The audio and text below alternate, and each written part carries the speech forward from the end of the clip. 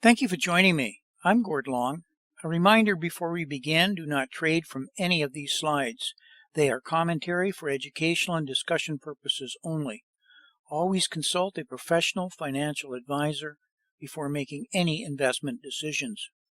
In December's LONGWave video, I discussed the mounting pressure cracks that we're building in the equity markets. In the opening agenda slide, I said, and I quote, "Markets don't go in a straight line, and corrective consolidations are just part of the process to adjust these pressure cracks."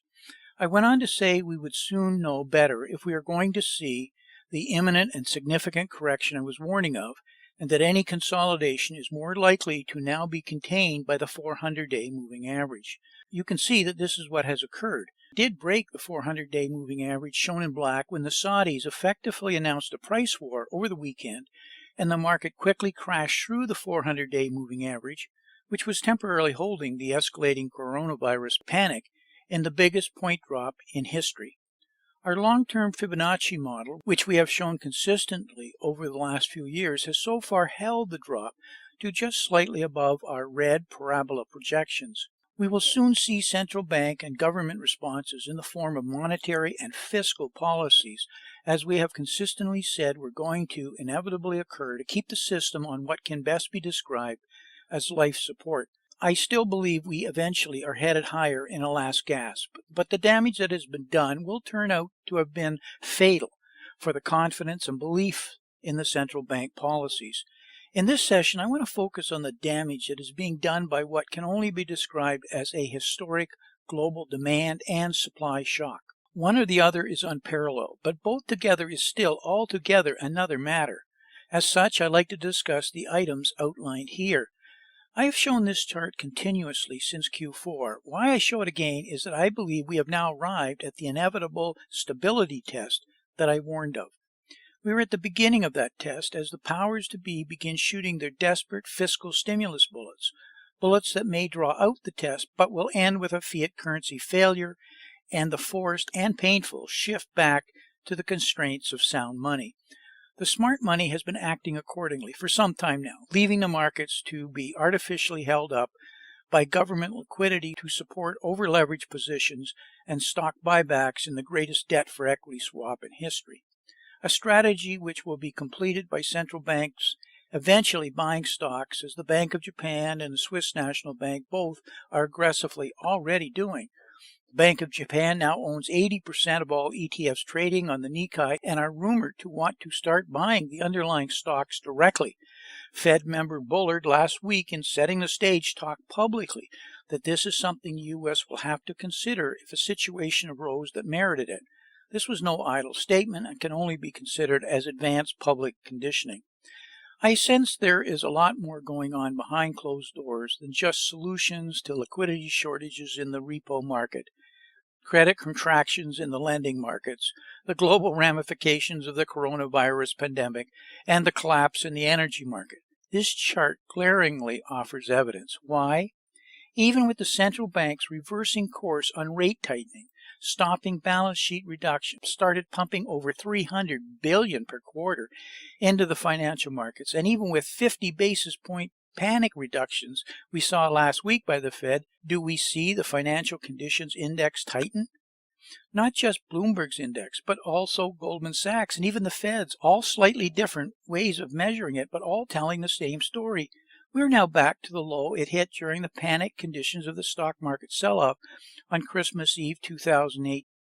The aim would have been to engineer a sharp improvement in conditions. This doesn't make any sense other than to conclude the system is seriously broken, or there is another agenda at play. Is there another Shanghai Accord in place? I actually smell the latter. With the flight to the safety of the US dollar, in such a period of heightened global turmoil as we presently have, we would expect the US dollar to be rising strongly. Fed actions, however, have in fact relieved much upward pressure on the dollar, bringing the gap between similar Treasury and German bond yields back to levels not seen since the summer of 2016. This has helped to drive a sharp weakening for the US dollar, which is in line with the verbose Twitter wishes of the US administration. It also intensified the impression that the U.S. financial conditions are converging with those of Japan and the Eurozone, where low or negative yields have been the norm for a while now.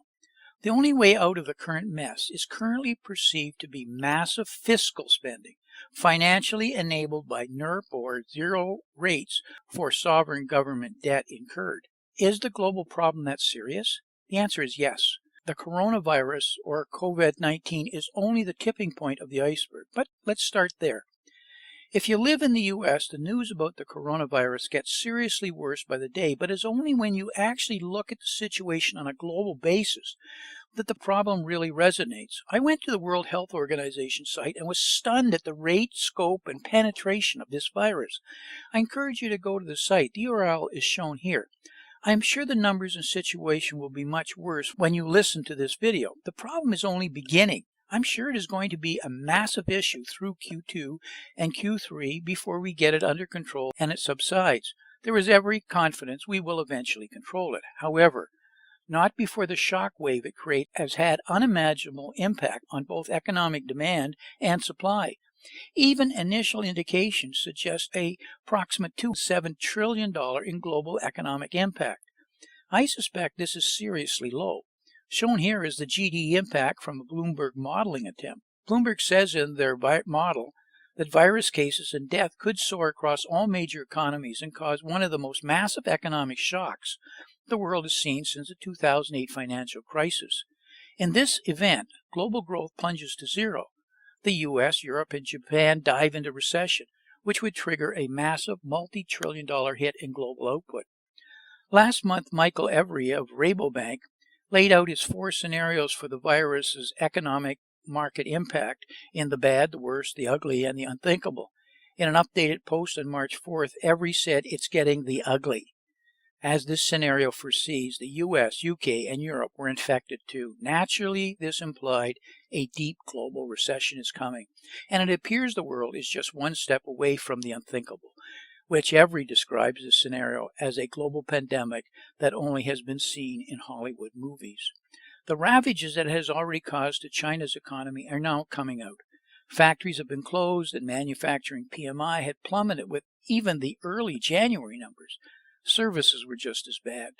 Think what this means to the global supply chains dependent on China, as shipping has come to a standstill with ships anchored in harbors and docks abandoned. Now imagine every country similarly going through their own situation on top of this disruption. We are talking about demand and supply disruptions over the next 2 quarters of historic proportions. I'm not taken to hyperbole, but this situation seems likely when you consider the lack of testing equipment and time expected to get a cure in place as public panic is now setting in. It will be controlled, no doubt, but not before the shock has taken its toll.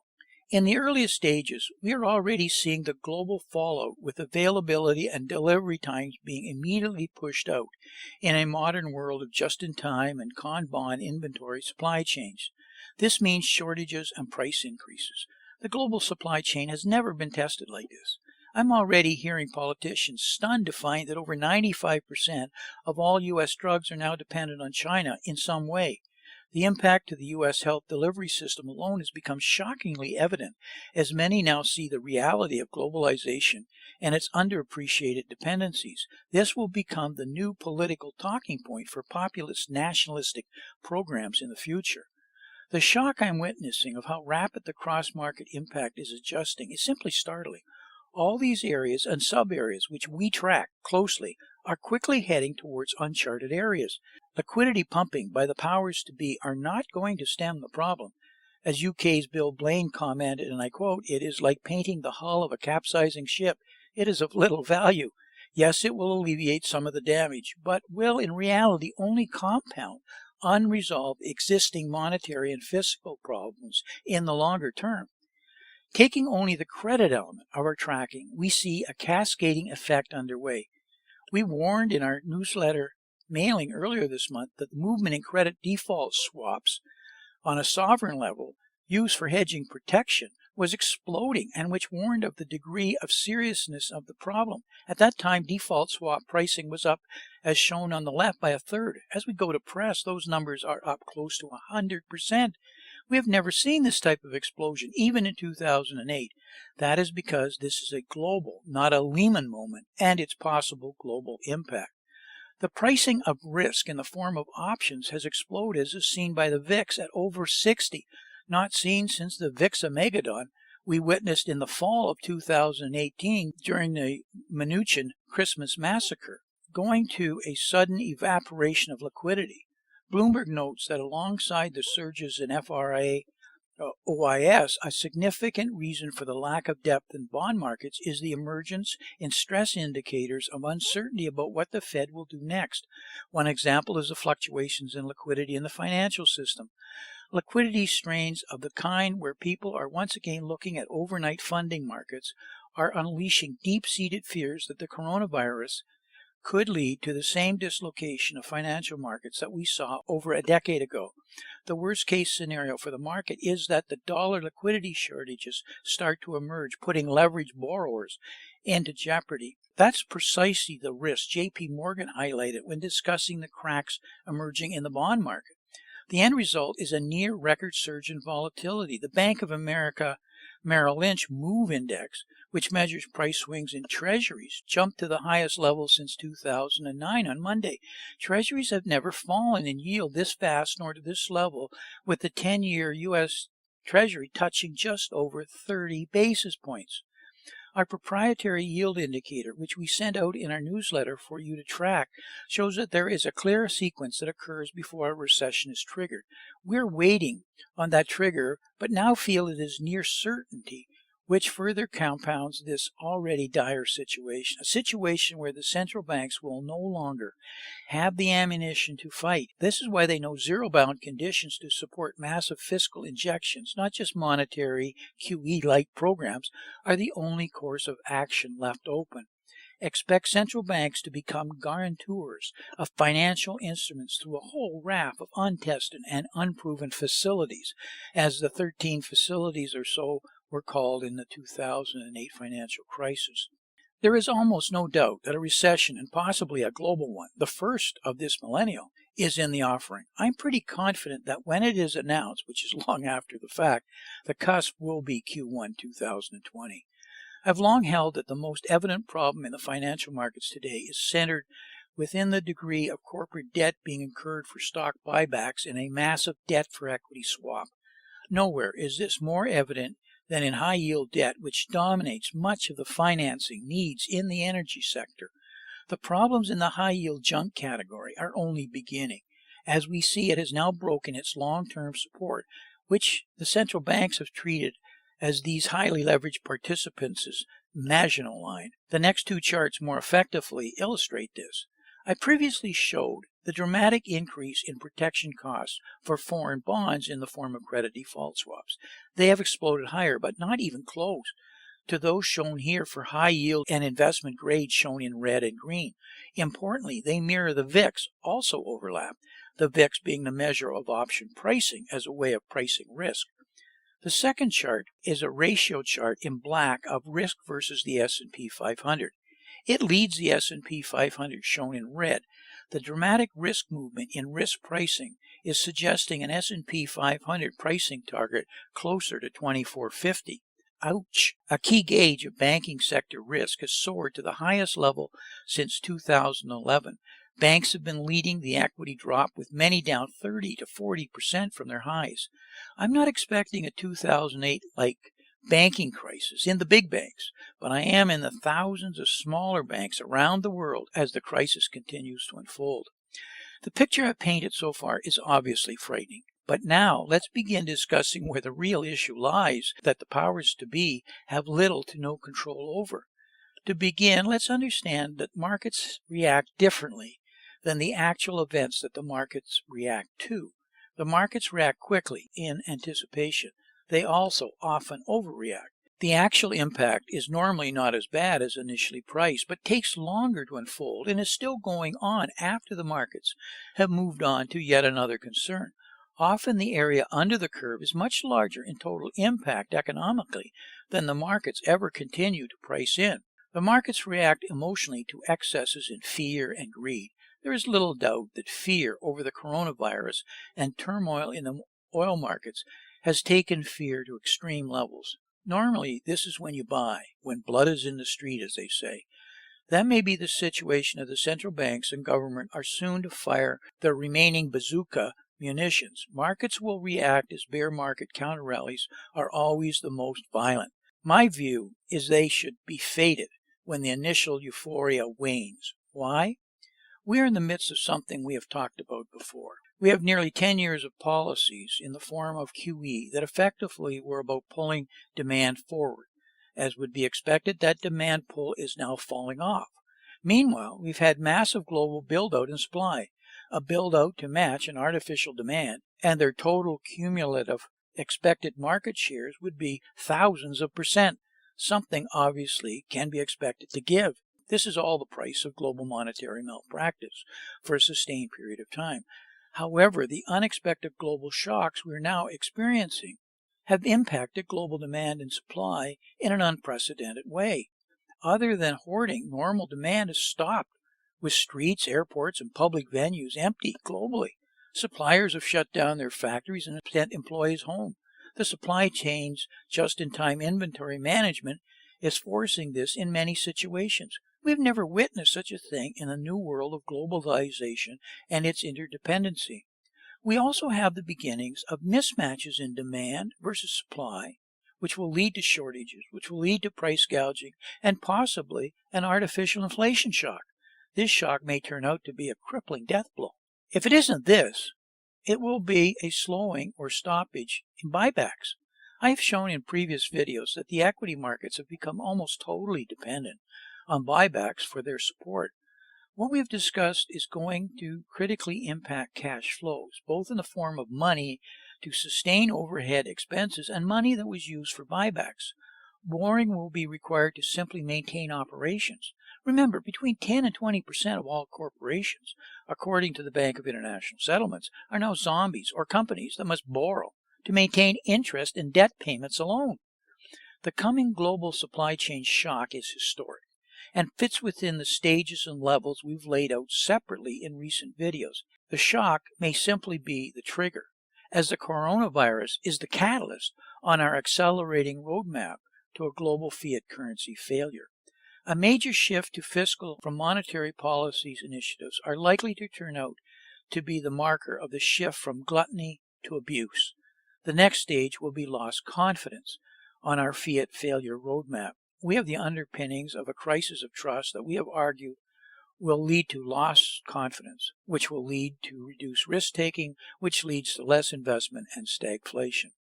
We are facing fundamentally three shifting globalization pillars. A major shift to fiscal policies, things like MMT and helicopter money, away from just monetary policy. Slowing collateral growth and its associated contagion and counter-risk problems, and a supply chain which stops exporting deflation. And we've talked about that in previous videos. The reaction will be a new wave and level of financial repression, or financial repression stage 2. Buying of equity markets directly, as the Bank of Japan and Swiss National Bank are already doing. Growth and dramatic growth in the size of balance sheets relative to GDP. The $5 trillion in the federal bank's balance sheet or just under will seem small in a few short years from now. Problems with the fundamental premise of borrowing short and lending long. That is, that the repo mayhem today versus the asset-backed commercial paper mayhem during the 2000 financial crisis will be another trigger point. As I always remind you in these videos, remember, politicians and central banks will print the money to solve any and all problems, until such time as that is, as no one will take the money or it is of little or no value. That day is still in the future, so take advantage of the opportunities as they currently exist. Investing is always easier when you know with relative certainty how the powers to be will react. Your chances of success go up dramatically. The powers to be are now effectively trapped by policies of unsound money based on fiat currencies. I'd like to take a moment as a reminder, do not trade from any of these slides. They are for educational and discussion purposes only. Thank you for listening, and until next month, may 2020 be an outstanding investment year for you and your family. I thank you for listening.